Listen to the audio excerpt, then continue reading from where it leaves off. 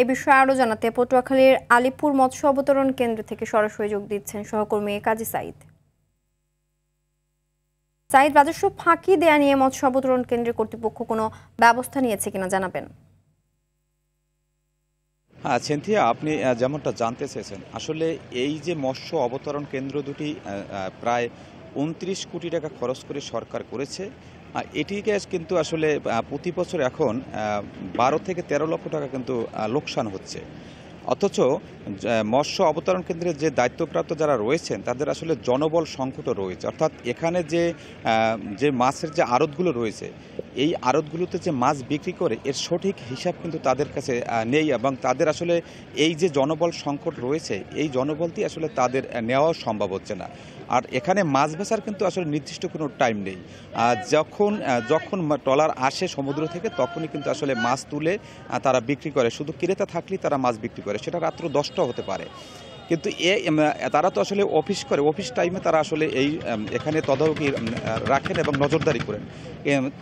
এ কারণে কিন্তু আসলে রাজস্বের যে হিসাবটি সেটি এসে নাই। আর যে বিষয়টি আসলে আমরা বলতে চাচ্ছি বা এখানে জেলেরা বা ব্যবসায়ীরা বলছেন সেটি হচ্ছে যে এই মৎস্য অবতরণ কেন্দ্র দুটি আসলে আলিপুরের মৎস্য ব্যবসায়ীরা কিন্তু এই অবতরণ কেন্দ্রটি ব্যবহার করেন। এখানে কিন্তু ২৫ থেকে ৩০ জন ব্যবসায়ী রয়েছেন, এবং আমি যে জায়গাটিতে এখন দাঁড়িয়েছি এটির ওপারে, অর্থাৎ এই যে খাপড়াভাঙ্গা নদীর ওপারেই কিন্তু মহিপুরের ব্যবসায়ীরা কিন্তু আসলে সেই মৎস্য অবতরণ কেন্দ্রে যায়নি। অর্থাৎ তাদের কিন্তু ব্যবসায়ীর সংখ্যা প্রায় ৯০।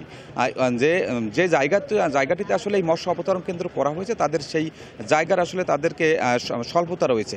এ কারণে কিন্তু তারা আসলে যাচ্ছে না। আর যার কারণে কিন্তু মহিপুরের যে ব্যবসায়ীরা রয়েছে, অর্থাৎ বেশি মোটা অঙ্কের কিন্তু লেনদেন মহিপুরে হয়, সেইখানের ব্যবসায়ীরা কিন্তু আসলে রাজস্বের আওতায় আনতে পারছেন না।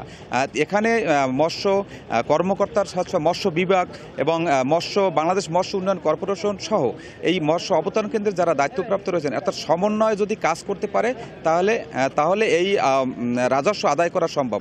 এখানে একটি হিসাব দিয়ে রাখি, এখানে কিন্তু প্রতি বছর ৩ কোটি থেকে ৫ কোটি টাকা রাজস্ব আয় করা সম্ভব। সিনথিয়া, এই ছিল আমার কাছে কুয়াকাটা থেকে সর্বশেষ। ধন্যবাদ।